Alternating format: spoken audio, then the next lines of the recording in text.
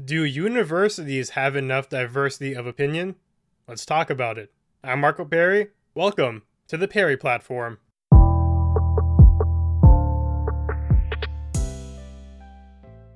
The National Post put out a very interesting opinion article today.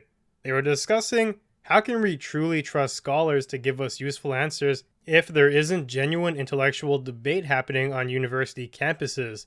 This is tied to another premise they seek to explore, which is whether or not schools have a viewpoint diversity problem. The author is convinced that there is, indeed, an issue, and politics play a large role. Now, in the age of political correctness and extreme consequences for exploring taboo topics, I must admit, it does make sense. In my estimation, the best learning really happens when you are challenged. When someone questions the way you think and forces you to adapt.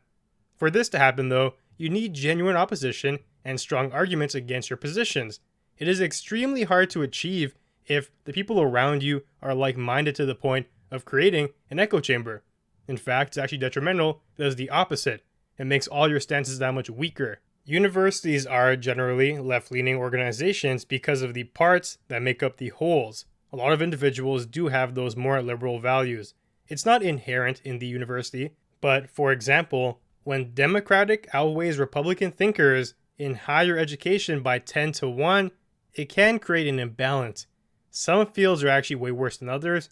For example, in history, the issue is more polarized, and the ratio is more so 33 to 1.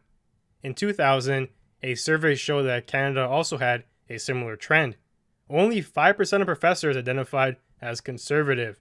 Now, I really wish we had more recent Canadian data to analyze, but in its absence, the American info can serve as a proxy, and the 2000 data suggest a similar pattern between our two countries.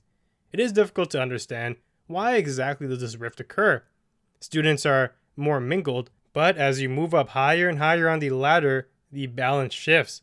Maybe more conservative tempered people generally seek work in more compatible institutions, or maybe the environment itself is hard to thrive in. As someone who spends a lot of time on campuses, it's painfully obvious to me that polarization and radical virtue signaling makes intellectual discussion about difficult concepts near impossible. If that's true, once you go up the ladder, it can also be a reason for the lack of conservative thinkers if that trend persists. None of that is healthy, and in fact is contradictory to the essence of knowledge, of truth seeking. Of course, you do have the obscene stances like anti-vax groups, which I must point out, do not have a particular party allegiance, but even with those, discussion really is the cure, so we shouldn't be afraid of it. I'm shocked that people still have not grasped that. There are three modes of addressing ideas, generally speaking. One is you engage with them intellectually and honestly. You take the idea at face value and you have an open discussion. The end result is you hope to have the other person change their mind via logic and reasoning. You try to rationalize with them, you talk about it, and you show them a better way forward, an improved way of thinking, and hopefully you get them to change their mind. The second attempt is to ignore and shut down discussion. This results in ideas never being addressed effectively, and it leaves them to their own devices. From there, they can spread, and it creates niches. Because it's unpopular to even discuss openly, it creates an underworld of sorts that produce a certain charm to the ideology. Some groups make the claim that they want to ignore arguments in order to stop their spread, but ironically, it likely produces the opposite effect because now there's that charm I mentioned. It's the underground idea. It's against the norm. People are rebellious, especially when they're younger, like on university campuses. The third thing that people usually do is they might respond, but viciously and uncompromisingly. That's very different from the first approach. You take a stance of a moral high ground and you bludgeon the opposition with supposed righteous wrath. That just makes the person's beliefs harden though. You've not convinced them nor shown them an alternate path in good faith. It's become a mockery and typically devolves into a full-on battle where people's emotions get involved, they start hating each other, and it further fans the flames of polarization. The first method is the most productive approach, but ironically, it is seldom used while the other two have grown in popularity, especially so on university campuses.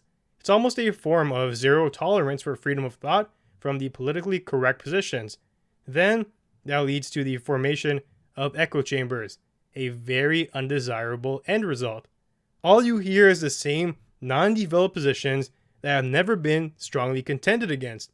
It produces a weak worldview and one that can only be held up by second-rate devices like strawmanning and framing the opposition as evil. You don't even really get to the crux of the issues. There's just too much fluff on top. This is all very contradictory to me because diversity is thought of as an amazing thing on university campuses until it comes to opinions.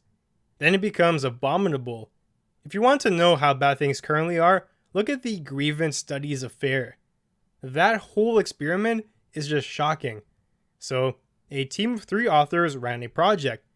They created these bogus academic papers and submitted them to academic journals, but they made sure to appeal to the biases and common policy and political stances of these groups.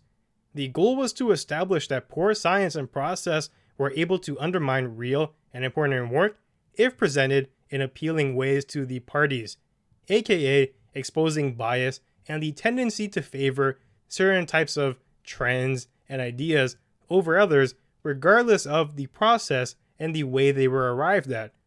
These guys wrote about topics in the areas of culture, queer, race, gender, fat, and sexuality studies. These things, they're held very dearly by some supposed academics. The group submitted their bogus papers to high-ranked journals under fake names and waited to see which ones got published. Now keep in mind, the entire journal was meant as a bogus paper. They used faulty mechanics, and anyone with integrity would have rejected them. Over the course of the experiment, 20 papers were submitted and 48 new submissions of the papers were made. Not too long after, the first acceptance was made, and it was a troll article trying to prove that rape culture and queer performativity existed in dog parks. It was praised as being woke, innovative, rich in analysis, extremely well written and organized, but in reality, it lacked any science and was sent in purposely as a joke. It was a hoax paper, but it still succeeded because it appealed to the politics of the academic papers. Here are some of the other papers they published, and they get crazier and crazier, and it just shocks me that these papers were trying to push them out there as scientific and things to be praised. The next one is called Overcoming Anthropometry and a Framework for Fat Bodybuilding. Take that in. Fat bodybuilding. It was a paper that was promoting being obscenely obese, as if it was something to be proud of, which in terms of health and society at large, it's not. You want people to be healthy. That doesn't mean make fun of people who are fat, but it means treat them with respect and provide them the routes to fix the issue, because at the end of the day, it is an issue. Here's the next one. Going through the back door. Challenging straight male homohysteria and transphobia through receptive and penetrative toy use. So troll, so troll. Here's the next paper that got published. An ethnography of restaurant masculinity. Themes of objectification, sexual consent, male control, and masculine toughness in a sexually objectifying restaurant. Now you may be thinking, whoa, all those fancy words. That sounds so woke. It must be true. It must have merit. Well, when you look at the paper, it does not. They were approved largely because of the idea and the conformity the approvers felt towards the topics. What the hell do some of those words even mean? If you use buzzwords, sound smart, and make bogus arguments in support of weak ideals, well, you're in the clear. That's the findings the project discovered. They were actually cut short too, because people caught on. They were using fake aliases in their paper, so eventually someone found out, hey, there really is no Dr. Doofenshmirtz or whatever. So people were asking questions and they got found out earlier than they planned. But if the project was allowed to run for its intended timeline, there is a 100% guarantee that even more of the ludicrous bogus papers would have got published. That's scandalous. They expose the madness of academia in today's world, but It barely got media coverage, and it's not cited nearly as often as it should be. This is insanity, and there is no other way to put it. Institutions have focused on diversity in terms of race and sexual orientation, but those factors are non-relevant when it comes to academia. What really matters is how and what someone thinks. If you're in a room with one black, one white, one brown, one purple person, but you all think the same thing, it's not productive in an academic way. There is no opportunity for challenge and development or growth. I would rather focus be placed more so on aligning with the goal here, which is challenging and developing ideas. It's a university. It is for academia. Diversity of opinion and thought seems far more productive, and where and how you were raised, they may play a part in that, but you can get a mix of everything from the looks of it. You can't make the ultimate aim just diversity of arbitrary factors if you want the ultimate good for academia. It just doesn't work like that. Looking different from someone, but thinking the same thing, it's really a shallow form of diversity and doesn't mean much. I'm an advocate for equality of opportunity. Equality of outcome, though, that's a fool's game, and it undermines logic in the greatest sense. If you're going to utilize that tool, use it right. Clearly, there is an issue with our academic institutions, and largely they can be pinned on the left. More so the radical left, because they run the education system. That is just a fact. This dominance and lack of acceptance for the other, it's hypocritical and non-constructive in such a key area of human development. Academia, advancement, progress, it's all critical, and it's hard to see it being put through the ringer and turned into such a mockery. Just take a second and think about what it does to students as well. These people are just 18, 19 years old, going to university for the first time, trying to learn. First of all, they are very impressionable. Second, it's likely they have not developed the worldview or the experience yet to have formulated deep, strong, well thought out opinions. So, by angrily forcing upon them and trying to indoctrinate them into a certain way of thinking, it's terrible and it sets a negative precedent. It actually halters progression. University should be a place where you can say certain things out in the open without fear of being demonized, because it's how we learn.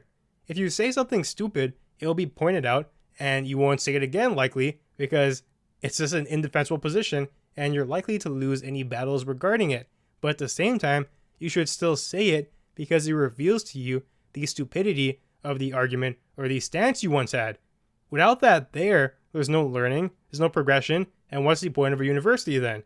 Indoctrination? I don't think so. I think one positive place for this discussion to go is towards what universities really should do and what they should stand for. I think they should be teaching students critical thinking skills, how to not accept things at face value and dogmatically, how to think for yourself, how to rationalize, how to find and spot fake news. Very critical skills to not only your personal development, but society's development as a whole. This is the next generation of leaders, politicians, and people who are going to shape the future greatly. So, I would suggest it's better to well equip them than to ill equip them. It's really time to pop this bubble of superficiality, and I agree with a lot of the points in this article by the National Post. It's shameful, and it's really sad to see the system degrade to what it currently has become. It just has so much potential, but the way it's being handled and harnessed, it's foolhardy. So, that about does it for today. Thanks for joining me on the Perry platform. If you enjoyed the content, be sure to leave a review and follow me on Twitter at Perry Platform. I'll see you soon.